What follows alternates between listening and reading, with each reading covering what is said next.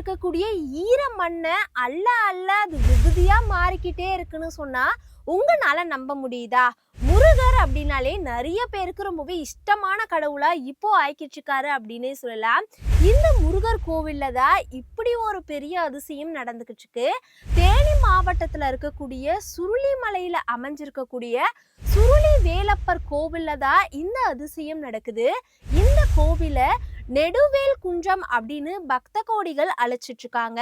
இந்த கோவிலுடைய மூலவரா வீற்றிருக்கக்கூடிய முருகன் பக்தர்களுக்கு வேலப்பர் அப்படிங்கிற பெயர்ல தான் அருள் பாலிக்கிறாரு. இந்த சுருளிமலையை சுற்றி சுமார் 225 குகைகள் இருக்கு.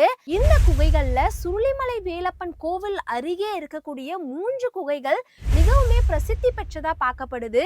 காரணம் என்ன அப்படின்னு பாத்தீங்கன்னா, இந்த குகையில இருக்கக்கூடிய ஈரம் மண்ணு விபூதியா மாறிக்கிட்டே இருக்கு அப்படின்னு சொல்றாங்க.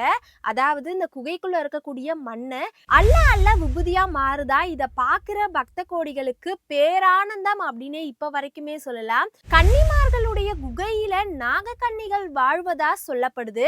இங்க இருக்கக்கூடிய நாகக்கன்னிகளுடைய அனுமதி கிடைத்தால் மட்டுமே கைலாச குகைகளுக்கு பக்த கோடிகள் செல்ல முடியும்னும், கைலாச குகையில சிவன் தவம் செய்யறதாகவுமே சொல்லப்படுது.